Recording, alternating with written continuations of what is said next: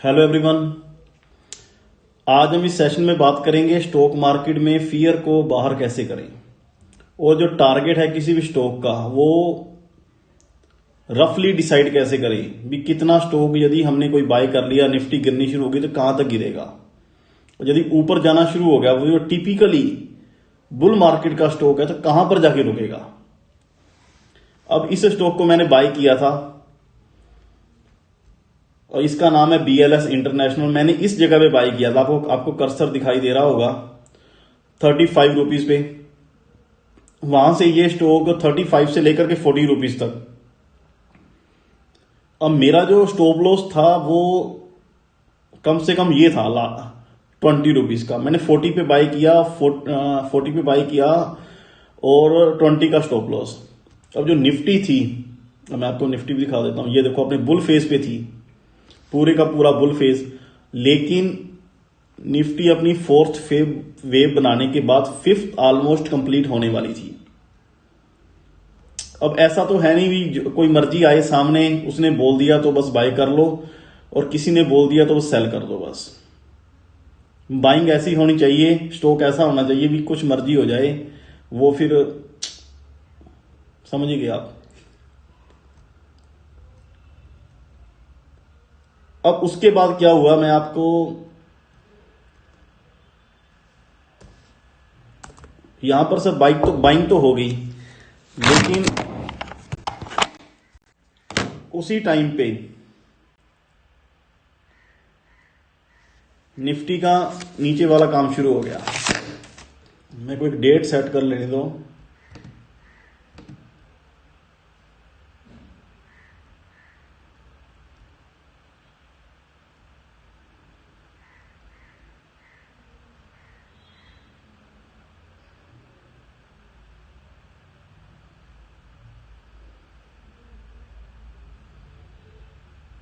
ये देखो अब निफ्टी का दिखाता हूं।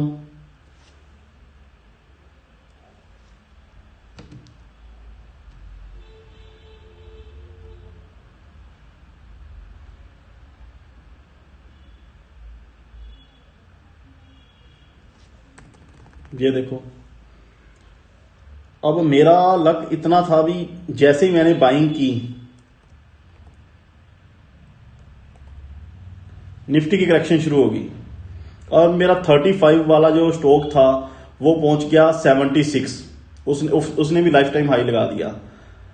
अब स्टॉप लॉस था 20 रुपीज, लेकिन 76 लगाने के बाद वो पहुंच गया 45। हाई से 50% वो नीचे गिर गया। अब मेरी बाइंग थी इस लेवल की और मेरी बाइंग और उसके बीच में डिफरेंस रह गया ओनली 5%। मेरे को प्रॉफिट हो रहा था 100% का, लेकिन वो कम होकर के रह गया 5% का। अब ये स्टॉक था टिपिकली बुल मार्केट का स्टॉक। अब जब टिपिकली बुल मार्केट का स्टॉक होता है ना, जब स्टॉक करेक्शन करने लगते हैं वो अपनी करेक्शन 50% नीचे तक करते हैं। अब ये देखो, ये यहां पर 30 रुपीज का था, आपको कर्सर दिखाई दे रहा होगा। 30 से नीचे गिरा 20, उसके बाद बाउंस बैक लिया, 30 से नीचे गिरा 20। 50% की रिट्रेसमेंट करना आम बात है इंडियन स्टॉक मार्केट के अंदर। अब वो टारगेट कैसा होता है, जैसे ये 30 रुपीज है, 30 का हाई से डबल चलता है सीधा। 30 का सीधा 60, लेकिन ये स्टॉक ने हाई लगाया 75। अब यहां पर लोग पतंजलि के लिए रो रहे हैं कि पतंजलि नीचे गिर गया, पतंजलि नीचे गिर गया। आप इसका हाई देखो ना, पतंजलि का हाई है 1500। अब 1500 का हाफ 750 लगा लो, 750 तक ये स्टॉक बड़े आराम से आ सकता है। लेकिन 750 तक आएगा नहीं, क्योंकि यहां पर 750 ये FPO लेके आए थे। इसका ट्रेंड जो है 750 के नीचे खराब हो जाएगा। लेकिन यदि मैं फियर की बात करूं, अपनी बात करूं, तो BLS को मैंने बाय किया था तो मैं तो नहीं निकला। निफ्टी की चाहे करेक्शन शुरू हो गई हो, कोई चक्कर नहीं है, लेकिन जब ये स्टॉक भागने लगा तो ये देखो 70, यदि मैं टारगेट हाई का डबल करता हूं, 75 का डबल हो गया 150, लेकिन ये स्टॉक 150 पे नहीं रुका, सीधा 210। अब मेरी बाइंग थी यहां पर, स्टॉक गया सीधा 210 2022 के अंदर। ये उन स्टॉक्स में था जो 2022 के अंदर जिन्होंने परफॉर्म किया है। अब मैं निफ्टी का दिखा देता हूं। ये देखो, निफ्टी ने 2022 के अंदर कंसोलिडेट की, लेकिन उस स्टॉक ने 3 गुना हो गया। किसी अपनी खुद की एनालिसिस करो, अपने हिसाब से स्टॉक को फाइंड आउट करो। आपको 2 से 3 स्टॉक्स मल्टी बैगर बड़े आराम से मिल जाएंगे जो 3 to 4 टाइम्स होने वाले होंगे, और उनमें से पतंजलि एक है, मेरे को लग रहा है पर्सनली। और मैं मंथली इसमें बाइंग कर रहा हूं, और तब तक बाइंग करूंगा जब तक ये 750 के नीचे नहीं जाएगा, 700 के नीचे नहीं जाएगा। चाहे निफ्टी कुछ मर्जी करती रहे, चाहे अदानी के स्टॉक्स कुछ मर्जी करते रहे, जब स्टॉक यहां पे चलने लगते हैं ना, फिर वो हाई से भी डबल ट्रिपल सीधा। तो होमवर्क करके आओगे तो स्टॉक मार्केट में डर कम लगेगा, नहीं तो फिर आप 90% की कैटेगरी में पहुंच जाओगे।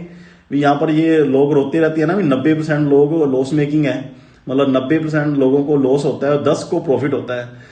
तो आप डिसाइड करो भी आपको 10% की कैटेगरी में रहना है या 90 की में रहना है।